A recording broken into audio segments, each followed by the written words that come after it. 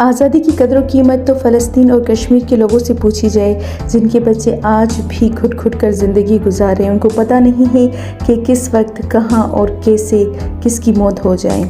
हमें अपने रब का लाख लाख शुक्र अदा करना चाहिए कि हम एक आज़ाद वतन में सांस ले रहे हैं और हमारे बच्चे खुशी से सेलिब्रेशन कर रहे हैं। तो अस्सलाम वालेकुम गाइस, कैसे हैं आप सब? आई होप कि आप सब ठीक होंगे और welcome back to my channel Varja की मॉम व्लॉग्स।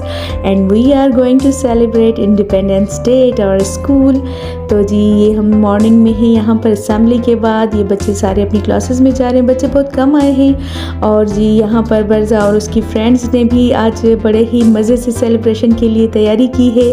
और क्यों ना करें, अल्लाह का हम इतना शुक्र अदा करते हैं और इस दुआ के साथ कि अल्लाह ताला ये आज़ादी कायम रखे और हमारे वतन को हमेशा सलामत रखे। आज 14 अगस्त है, तो सिर्फ सेलिब्रेशन ही नहीं करनी चाहिए, बहुत सारी दुआएं भी मांगनी चाहिए अपने वतन के लिए ताकि ये और तरक्की करे और हमेशा सलामत रहे। तो जनाब यहाँ पर हम बच्चों को थोड़ा सा पेंट कर रहे थे उनके फेस पर टीचर्स ने, ताकि उनको एहसास हो और बच्चों को जब तक बचपन से ही ये एहसास ना दिलाया जाए कि हमारा वतन कितना खूबसूरत है और आज़ादी कितनी खूबसूरत है। सबसे ज़्यादा जो नेमत है बहुत बड़ी वो आज़ादी है। तो हम आज से ही बच्चों को यही ट्रेन कर रहे हैं। आज बहुत सारे लेक्चर्स बच्चों को देंगे, उसके साथ उनको एंटरटेन करेंगे और मिली नगमे भी गाएंगे बच्चे। और बच्चों के इन छोटे छोटे और कच्चे से दिमागों में ये बात बैठ जाए कि हम एक आज़ाद मुल्क में सांसें ले रहे हैं। और जी मैं तो बहुत हैरान हूँ कि बज्जा ने इतनी खामोशी से और इतने शौक़ से ये पेंट करवाया कि मुझे नहीं लग रहा था वो इतनी प्यार से और आराम से बैठेगी। तो यहाँ पर बच्चे बड़ा ही एंजॉय कर रहे थे। पाकिस्तान की छोटे छोटे से फ्लैग्स उनको हाथ में थे और यहाँ मिली नगमे चल रहे थे। शोर की वजह से मैंने उनको थोड़ा ऑफ़ कर दिया है और आपको पता है कि फिर कॉपीराइट आ जाता है, तो इस वजह से हम वो जो वॉइस है उसको थोड़ा कट कर देते हैं। तो ये कितने खूबसूरत लग रहे हैं हमारे, यही हमारे पाकिस्तान के मेहमान हैं जो आगे बढ़कर पाकिस्तान के लिए इंशाल्लाह तरक्की के लिए काम करेंगे, बहुत अच्छी अच्छी पोस्ट पर जाएंगे। ये हमारी टीचर्स की सबकी दुआएं हैं अपने बच्चों के लिए। तो जनाब हमारी रूटीन का आगाज़ हो गया था। आज सवेरे सवेरे हमने स्कूल में ये सेलिब्रेशन कर ली क्योंकि उसके बाद दिन बहुत गर्म हो जाता है।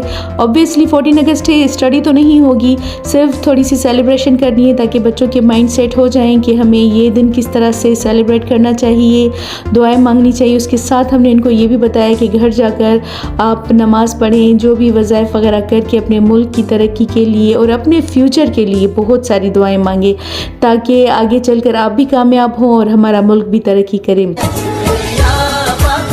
जी उसके अलावा हम बच्चों को जैसे लो कास्ट और नो कास्ट मटेरियल से जो है कुछ चीज़ें बनाना सिखाते हैं। तो ये हमारे बच्चे थे, इन्होंने बहुत ही प्यारी सी, और जैसे कि बॉयज़ को ज़्यादातर ये गन्स वगैरह का शौक़ होता है, तो देखें इन्होंने लो कास्ट और नो कास्ट मटेरियल से अच्छी सी गन्स बनाई हुई हैं।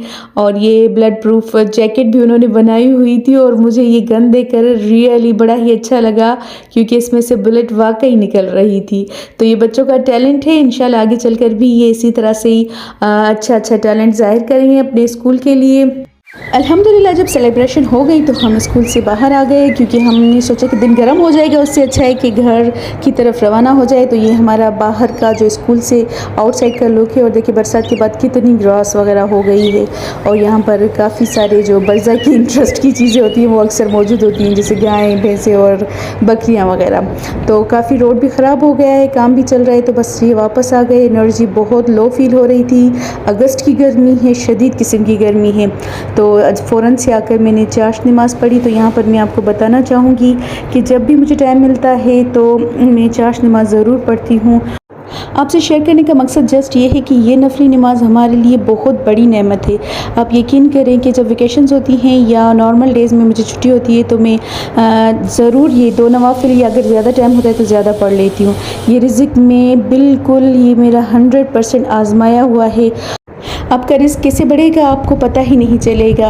और ये ना सिर्फ आपका बल्कि आपके घर में मौजूद जितने भी मर्द हैं उन सब का भी रिस्क बढ़ जाता है। और यकीन करें मुझे तो पूरा एतमाद है और अल्लाह की दी हुई चीज़ यकीनन ऐसे नहीं होती। अच्छा, हमारे यहाँ मिसकंसेप्शन ये है कि सिर्फ पैसे को ही रिज़्क समझा जाता है, हालांकि हमारी औलाद, हमारे माँ बाप, हमारा अकल और शऊर, हमारी तालीम और हमारे पास जितनी भी नेमतें हैं अल्लाह की दी हुई, वो सब ही रिज़्क में शामिल हैं। और मैं समझती हूँ कि जो फ़ीमेल घर में हैं, जॉब नहीं करती, उनको तो अल्लाह ताला ने बहुत बड़ी नेमत दी है कि सिर्फ जस्ट 5 मिनट निकाल कर आप डेली ही चाश नमाज़ पढ़ेंगी तो आप ख़ुद देखेंगे कि एक जादुई असर होगा और आपका रिज़्क बढ़ेगा और अल्लाह ताला हर चीज़ में आपके रिज़्क में बहुत इजाफ़ा भी करेगा और हिफाजत भी करेगा। तो जी, इस छोटी सी और अच्छी सी बात को प्लीज़ ट्राई कीजिएगा फॉलो करने के लिए, और मैं भी दुआ करती हूँ कि अल्लाह सबको पाबंद करे अच्छी अच्छी चीज़ों का। ये नफली नमाज़ें हैं, वैसे तो फ़र्ज़ नहीं हैं, लेकिन ये हमारे बहुत फ़ायदे की हैं। तो जनाब, आज हमारा मूड हुआ कि हम जो है तहे वाली बिरयानी बनाते हैं, और मेरे हस्बैंड को भी बड़ा ही मूड हो रहा था, काफ़ी दिनों से वो कह रहे थे। आज थोड़ा जल्दी से छुट्टी हो गई तो हम आ गए थे, तो मैंने फिर फ़ौरन से ही ये चावल बॉयल किए और मसाला तैयार किया और फिर उसको दम पर लगा दिया। और अल्हम्दुलिल्लाह मुझे काफ़ी इजी लगती है, बजाय इसके कि अलग अलग से सालन, रोटी और कुछ और बनाया जाए, तो काफ़ी मज़े की भी बनती है। और आपको पता है बिरयानी तो ऑल टाइम फेवरेट होती है हर किसी की, तो बस जी सबको खुश भी करना होता है। और मैं समझती हूँ कि जब आपके घर वाले खुश होते हैं तो आपको बहुत ही सुकून महसूस होता है। तो जनाब, यहाँ मैंने थोड़ी सी बर्ज़ा के लिए बिरयानी निकाल ली थी पहले से ही, लेकिन उस टाइम मैंने रिकॉर्डिंग नहीं की थी। माशाल्लाह से बहुत मज़े की और दिखने में भी बहुत खूबसूरत थी, और सब ने पेट भरकर खाया तो बड़ा ही अच्छा लगा। और यकीन करें कि जब घर वाले आपके खाने की तारीफ़ करते हैं तो ऐसे लगता है कि वाकई मेहनत सारी वसूल हो गई। कोई बात नहीं, कभी इंसान स्लिप हो जाता है तो कभी उसकी ज़बान स्लिप हो जाती है, तो ये तो सब कुछ चलता रहता है। तो यहाँ हो रही थी जी बर्ज़ा की मस्तियाँ। शेरा के साथ जब वो मिलती है तो कुछ ना कुछ वो शेरा उसको लगा देता है और वो पहन कर उसको बड़ी ही मस्तियाँ करती है। यहाँ पर भी उसने उसको, मेरे झुमके कहीं से हाथ लगे तो उसने उसके कानों में डाल दिए। हालांकि मुझे डर लग रहा था क्योंकि उसके कान बहुत कच्चे हैं और झुमके काफ़ी हैवी थे। जैसे वतन की आज़ादी के लिए हमारे बड़ों ने कुर्बानियाँ दी हैं, वैसे ही हमारे अपने बड़ों ने भी हमारे लिए बहुत कुर्बानियाँ दी हैं। तो ऐसे मौक़ों पर उनको बिल्कुल भी नहीं भूलना चाहिए।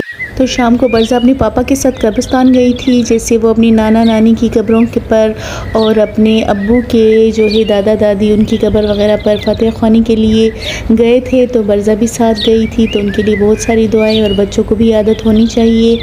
तो जनाब, इसके साथ मैं अपने ब्लॉग का एंड कर रही हूँ। इंशाल्लाह फिर नेक्स्ट ब्लॉग में आपके साथ मिलेंगे। तब तक के लिए इजाज़त दीजिए और सब्सक्राइब ज़रूर कीजिएगा। अल्लाह हाफ़िज़।